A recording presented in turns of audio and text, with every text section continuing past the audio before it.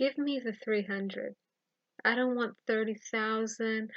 I don't want 10,000. I want the 300 men that God selected for Gideon to defeat. I believe it's the Midianites. Chapter 7 of the book of Judges. I want the 300. You know, so many times in this culture, more is better. Especially with cancel culture, getting people to boycott you, ignore you, right? So that you can be limited in your number. And this is happening all the time across the board. And people think it's a bad thing. It's not a bad thing. Good, boycott me. Don't respond to me. Don't talk to me. I don't care, because that means I'm going to have the 300. I'm going to get the 300 men or women who are going to lap up that water like a dog, as opposed to the other ones that kneel to drink. And we're going to defeat an army, not because of anything other than it's who God selected. And that he's the one glorified, because that's really what it's about. It's not about how many people you have. It's not about how many friends you have or how many people even listen to you, because it only matters if you're in the right place at the right time to do the job that he called you to. So give me the 300. I don't want your vast army of whatever. I need them, and I'm going to get them. The more that we're cut away, the more that we're separated. Let them separate themselves from you. Don't be afraid of cancel culture. Don't be afraid of boycotts.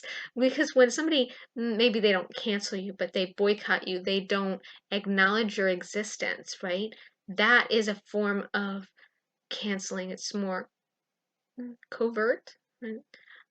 But it's a boycott nonetheless. So when they do that, be grateful. Thank the Lord. Give him all the glory, because he is going to lead you to a place where you're going to be able to take on an army with your 300 that he's going to separate out for you. And it's going to be beautiful. But if you continue to try to take people he is not sending with you, the ones, and I'm going to read this verse in chapter 7, because I think that this is important for us to understand that it's not our choice who gets to go with us. He says in verse 5, I believe. No, I'm sorry, verse 4. There are still too many soldiers.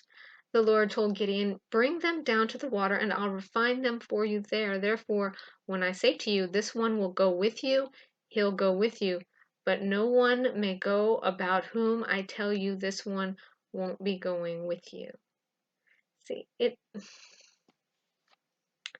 good. Let God select your 300. I don't want anyone other than the 300 that he wants me with, because anything else would, well, it wouldn't bring him glory now, would it? And that's what glorifies him, is our obedience and being able to do things that we shouldn't be able to do, that we aren't qualified to do. When we produce fruit outside of our season, that's when he's glorified, and that's what he's expecting of us. So get your 300. Don't worry about the rest. Be grateful that you only have 300, or the 2 friends that you have, or the 10 people in your church. Whatever it is, if he's the one who selected it, don't think that you can't do great things with your 300.